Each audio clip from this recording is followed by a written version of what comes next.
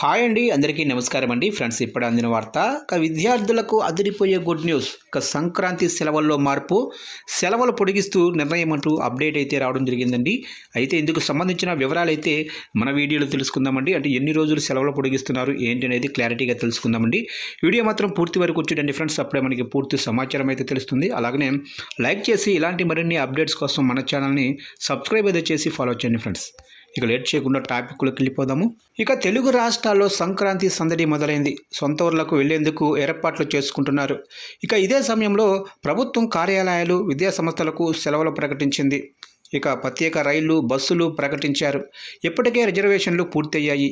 ఈ సమయంలోనే ప్రభుత్వం సెలవులు పొడిగిస్తూ తాజాగా ఉత్తర్వులు జారీ చేసింది.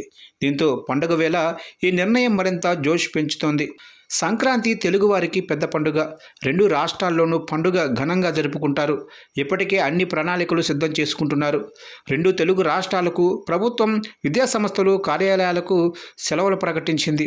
విద్యాసంస్థలకు ఈ నెల 9వ తేదీ నుంచి 18వ తేదీ వరకు ఏపీలో సెలవులైతే ఇచ్చారు.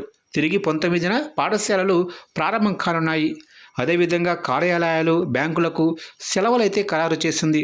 కాగా తాజాగా రాష్ట్ర ప్రభుత్వం ఈ నెల 16వ తారీఖున కనుమ పండుగ రోజున నెగోషియబుల్ ఇన్స్ట్రుమెంట్ చట్టం 1881 కింద సెలవు దినంగా ప్రకటించింది. ఈ మేరకు సాధారణ పరిపాలనా విభాగం జీఓఆర్టీ నెంబర్ 32ని విడుదల చేసింది. ఇక మొదటిగా ప్రభుత్వం విడుదల చేసిన అధికారిక సెలవుల జాబితాలో జనవరి 16కు బ్యాంకు సెలవైతే లేదు. అయితే బ్యాంకు ఉద్యోగ సంఘాలు చేసిన విజ్ఞప్తిని పరిగణనలోకి తీసుకొని ప్రభుత్వం తాజాగా ఈ నిర్ణయం తీసుకుంది. దీంతో జనవరిలో సెలవులైతే పెరగనున్నాయి. కాగా 26వ తేదీ గణతంత్ర దినోత్సవం సెలవైతే ఉంది. ఇక ఆప్షనల్ హాలిడేస్లో హజ్రత్ అలీ జయంతి, 16వ తేదీన షబే మేరాజ్ ఉన్నాయి. విద్యార్థులకు జనవరిలో మొత్తం 13 సెలవులైతే వచ్చాయి. ఇక సంక్రాంతికి ఏకంగా 9 రోజులు స్కూళ్ళకైతే సెలవులు ప్రకటించారు. ఇక ఆదివారాలను కలిపితే మొత్తం 13 రోజులు స్కూళ్ళకైతే సెలవులైతే వచ్చాయి. ప్రభుత్వం తాజా నిర్ణయంతో సంక్రాంతి సెలవులు వరుసగా అందరికీ వర్తించనున్నాయి.